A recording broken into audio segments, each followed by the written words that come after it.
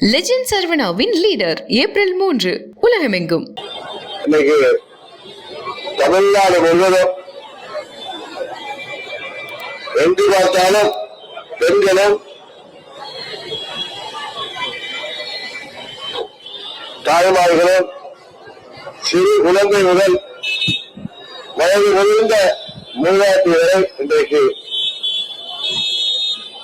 வீட்டிலே தனியாக இருப்பதற்கு கூட அஞ்சுகின்ற சூழ்நிலை, வெளியில செல்ல முடியாத சூழ்நிலை, தமிழ்நாட்டில் வாழ்கின்ற யாருக்குமே இன்றைக்கு பாதுகாப்பு இல்லை. தேர்தலுக்கு முன்பு 21 திரு ஸ்டாலின் அவர்கள் உங்களுக்கு சொன்ன வாக்குறுதிகளை எல்லாம் நம்பித்தான் நீங்கள் வாக்களித்தீர்கள். அவற்றை எல்லாம் அவர் நிறைவேற்றி தந்திருக்கிறாரா என்பதை தயவு செய்து நீங்கள் எண்ணி பார்க்க வேண்டும். அரசு ஊழியர்களாக இருக்கட்டும், ஆசிரியர்கள், பகுதி நேர ஆசிரியர்கள், அரசு ஊழியர்கள், போக்குவரத்து தொழிலாளர்கள், மின்சாரத்துறை ஊழியர்கள் என அனைத்து ஊழியர்களின் கோரிக்கைகளை, இன்னும் சொல்ல போனால் தேர்தலுக்கு முன்பு அவர் சொன்ன 510 வாக்குறுதிகளில 80% மேல் நிறைவேற்றாமல் மீண்டும் இன்றைக்கு வாக்குறுதிகளை அள்ளி வழங்கிக் கொண்டிருக்கிறார்கள். சென்னை என்பது ஒரு போராட்ட களமாகவே கடந்த 5 ஆண்டுகளாக திகழ்ந்தது. காரணம், அனைத்து தரப்பு மக்களுமே இங்கே போராடினார்கள். அரசு ஊழியர்களாக இருக்கட்டும், ஆசிரியர்களாக இருக்கட்டும், அவர்களுக்கு பழைய ஓய்வூதிய திட்டத்தை அறிவிக்கின்றேன், அதை நடைமுறைப்படுத்துவோம் என்று திரு ஸ்டாலின் அவர்கள் சொன்னார்கள். என்பதை அது செய்யவில்லை. பகுதி நேர ஆசிரியர்களின் வேலையை நிரந்தரம் செய்வோம் என்றார்கள், அதையும் செய்யவில்லை. அதுபோல அரசாங்கத்திலே உள்ள காலி பணியிடங்களை நிரப்புவோம் என்று சொன்னார்கள், அதையும் செய்யவில்லை. நெசவாளர்களின் பிரச்சனைகளை தீர்க்கவில்லை, விவசாயிகளின் பிரச்சனைகளை தீர்க்கவில்லை, மருத்துவர்களின் பிரச்சனைகளை தீர்க்கவில்லை, அவர்களின் கோரிக்கைகளை தீர்க்கவில்லை. அதுபோல செவிலியர்களின் கோரிக்கைகளையும் நிறைவேற்றவில்லை. இன்னும் சொல்ல போனால் எந்த ஒரு துறையைச் சேர்ந்த அரசு ஊழியர்களாக இருந்தாலும் சரி, பல்வேறுபட்ட தனியார் அமைப்புகளின் கோரிக்கைகள் எல்லாம் நிறைவேற்றி தருவேன் என்று சொல்லி எதையும் நிறைவேற்றாமல் மக்களை ஏமாற்றி வருகிறார்கள்.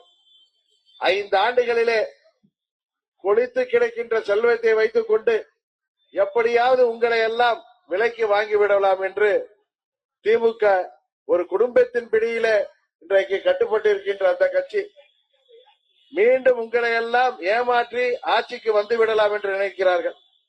உங்களுக்கு எல்லாம் தெரியும், கடந்த மாதங்கள்ல எஸ்ஐஆர்ங்கிற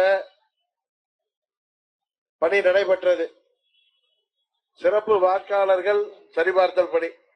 அதுல 63 லட்சம் வாக்காளர்கள் நீக்கப்பட்டார்கள் தமிழ்நாடு முழுவதும்.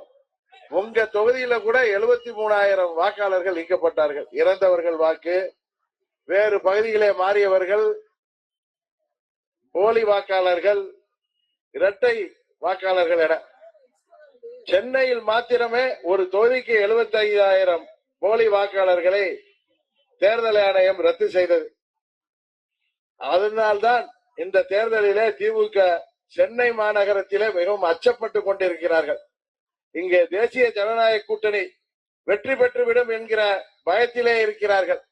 காரணம், அவர்கள் சேர்த்து வைத்திருந்த போலி வாக்காளர்களை எல்லாம் தேர்தல் ஆணையம் நீக்கிவிட்டது. கடந்த முறை கூட இங்கு வெற்றி பெற்ற சுகாதாரத்துறை அமைச்சர் மா சுப்பிரமணியன் அவர்கள் 30,000 வாக்கு வித்தியாசத்திலே வெற்றி பெற்றார்கள். ஆனால் இங்கே நீக்கப்பட்ட வாக்குகளோ 73,000 வாக்குகள். அனைத்தும் போலி வாக்குகள், இரட்டை வாக்குரிமை, வேறு தொழில் உள்ளவர்களுக்கு இங்கே வாக்குரிமை. அதையெல்லாம் கள்ள ஓட்டு போட்டு எப்படியாவது இந்த முறையும் வெற்றி பெற்று விடலாம் என்றுதான் அவர்கள் நினைத்தார்கள். அதனால்தான் தமிழ்நாட்டிலே எஸ்ஐஆர் நடத்தப்பட்ட போது திமுக கடுமையான எதிர்ப்பு தெரிவித்தது. ஆனால் அடங்கி போய்விட்டது. முதல்வர் தொகுதியில கிட்டத்தட்ட 81,000 வாக்குகள் நீக்கப்பட்டிருக்கிறது. துணை முதலமைச்சர் உதயநிதி தொகுதியில 75,000 வாக்குகள் நீக்கப்பட்டிருக்கிறது. சராசரியாக சென்னை மாநகரில் 16 தொகுதிகளிலும் 75,000 வாக்குகள் நீக்கப்பட்டிருக்கிறது. அவை அனைத்தும் போலி வாக்குகள். திமுக திருட்டுத்தனமாக பயன்படுத்திய வாக்குகள். அவற்றை நீக்கி இருப்பதால் இந்த முறை இங்கே உறுதியாக தேசிய ஜனநாயக கூட்டணி வெற்றி பெறப் போகிறது என்கிற பயத்திலேதான் முதலமைச்சர் எதையோ பேசுகிறார். இன்றைக்கு தமிழ்நாடு முழுவதும் சட்டம் ஒழுங்கு சரியில்லை. பட்டி தொட்டி எல்லாம் கஞ்சா, ஹெராயின் போன்ற போதைப் பொருட்கள் புழக்கம். இன்றைக்கு கூட பார்த்திருப்பீங்க ஊடகங்கள்ல, தொலைக்காட்சியில, திமுகவின் பழைய நிர்வாகி அந்த ஜாஃபர் சாதிக்கு கூட்டாளிகள் வீட்டில இன்றைக்கு 2000 கோடிக்கு மேல் போதைப் பொருள் பிடிபட்ட அந்த ஜாஃபர் சாதிக்கின் கூட்டாளிகள் வீட்டில இன்றைக்கு வருமான வரி சோதனை நடைபெற்றது. எதற்காக சொல்கின்றேன் என்றால், எங்கெல்லாம் சமூக விரோத செயல்கள் நடைபெறுகிறதோ அதற்கு பின்னணியில உறுதியாக திமுகவின் சேர்ந்தவர்கள் யாரோ அல்லது அவர்களது பின்புலமோ இருக்கிறது என்பதுதான் உண்மை. சட்டம் ஒழுங்கு தமிழ்நாட்டில் இல்லவே இல்லை என்கிற நிலைக்கு இன்றைக்கு தமிழ்நாடு தள்ளப்பட்டு இருக்கிறது. மாணவர்களை, இளைஞர்களை, பள்ளி செல்கின்ற சிறுமிகளை, கல்லூரி செல்கின்ற மாணவிகளை கல்லூரிகளுக்கு அனுப்ப கூட வீட்டிலே உள்ள பெற்றோர்கள் மடியிலே நெருப்பை கட்டிக்கொண்டு பயத்திலே, அச்சத்திலே இருக்கின்ற சூழ்நிலை. இளைஞர்களையும் மாணவர்களையும் கஞ்சா போன்ற போதைப் பொருள் எங்கும் கிடைப்பதால் அவர்களை குறிவைத்து போதை மருந்து விற்பனை நடந்து இன்றைக்கு தமிழ்நாட்டிலே இளைஞர்களின் எதிர்காலம், மாணவர்களின் எதிர்காலம் கேள்விக்குறியாக என்ற அளவுக்கு இந்த ஆட்சியாளர்கள் கொண்டு செல்கின்றார்கள். காவல்துறை ஏவல் துறையாக செயல்படுகிறது. இந்த ஆட்சி அகற்றப்பட வேண்டிய சூழ்நிலை தமிழ்நாடு முழுவதும் உருவாகிவிட்டது. அது சென்னையிலும் உருவாகி வருவதை உணர்ந்துதான் முதலமைச்சரும் அவரது அமைச்சரவை சகாக்களும் இன்றைக்கு பயத்திலே, அச்சத்திலே ஏதேதோ பேசுகிறார்கள். இன்னும் சொல்ல போனால், இந்த பகுதி மக்களின் விருப்பத்திற்கு ஏற்ப இங்கு இருந்த 2 மாடி கட்டிடத்தை அதே போன்று கட்டித் தருவதாக உங்களுக்கெல்லாம் வாக்குறுதி கூறினார் மா சுப்பிரமணியம். ஆனால் இன்றைக்கு பார்த்தால் 6 அடுக்கு மாடியாக தெரிகிறது. இன்னும் இந்த 18 மாதங்களில இந்த வீடுகளை கட்டி உங்களுக்கு கொடுப்பேன் என்றார்கள். இன்று வரை அவை கொடுக்கப்படவில்லை. 48 மாதங்களாக இங்கு வாழ்ந்த மக்கள் அனைவரும் வாடகை வீட்டிலே வாடகை செலுத்தி வாழ்கின்ற சூழ்நிலை. 18 மாதங்களிலே முடித்து தருவோம் என்று சொல்லிவிட்டு 48 மாதங்கள் உங்களை எல்லாம் காக்க வைத்திருக்கிறார்கள். தேர்தல் வருகிறது என்று அவசரமாக மார்ச் 2ஆம் தேதி திறந்தார்கள். அதுதான உண்மை. இதுல உங்களுக்கு எல்லாம் ஒதுக்கீடு செய்யப்பட்டிருக்கிறதா? இன்னும் போனா ஒவ்வொரு புளோரையும் கேட்டு ஒதுக்கிறதுக்கு வேற கமிஷன் கேட்கப்படுகிறதா?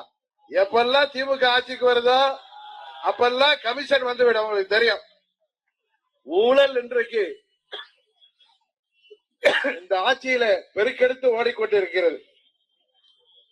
அன்றைக்கு பாரத பிரதமர் மோடி அவர்கள் சொன்னது போல, அனைத்து நதிகளும் கடலிலே கலப்பது போல அனைத்து துறை ஊழல்களிலும் வருகின்ற கொள்ளை பணம் ஒரு குடும்பத்தை போய் சேர்கிறது என்று சொன்னாரே, அதை நடந்து கொண்டிருக்கிறது தமிழ்நாட்டில். அந்த குடும்பத்தின் பிடியிலிருந்து தமிழ்நாட்டை காப்பதற்கும் ஏழை எளிய மக்களாகிய உங்களை எல்லாம் ஓட்டுக்கு 500, 1000, 2000 என்று கொடுத்து விலைக்கு வாங்கிவிடலாம் என்று கொள்ளை பணத்தை வைத்துக் கொண்டு அவர்கள் இன்றைக்கு கொக்கரித்துக் கொண்டிருக்கிறார்கள். திமுகவினரின் ஒரே நம்பிக்கை வாக்காளர்களுக்கு, ஏழை எளிய மக்களுக்கு 2000, 3000 என்று கொடுத்து கொள்ளை பணத்தை, மக்கள் வரி பணத்தை உங்களுக்கு கொடுத்து உங்களை ஏமாற்றி வாக்குகளை வாங்கிவிடலாம் என்று அவர்கள் கனவு கொண்டு கொண்டிருக்கிறார்கள். தயவு செய்து தமிழ்நாட்டின் எதிர்காலத்தை மனதிலே கொண்டு தமிழ்நாட்டிற்கு தேவையான திட்டங்களை எல்லாம் மத்தியிலே ஆள்கின்ற ஆட்சியாளர்களிடமிருந்து, மத்திய அரசாங்கத்திடமிருந்து பெறுவதற்கு நீங்கள் வாக்களிக்க வேண்டிய சின்னம் குக்கர் சின்னம் என்பதை இந்த நேரத்திலே சொல்லி,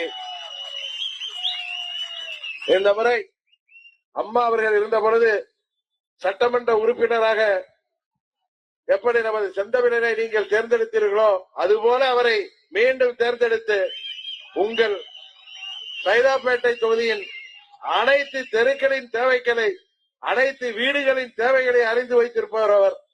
பழகுவதற்கு எளிமையானவர், நல்ல மனிதர் என்ற குற்றச்சாட்டுக்கும் ஆளாகாத அவரை உங்கள் வேட்பாளராக நாங்கள் தேசிய ஜனநாயக கூட்டணி சார்பிலே நிறுத்தியிருக்கிறோம்.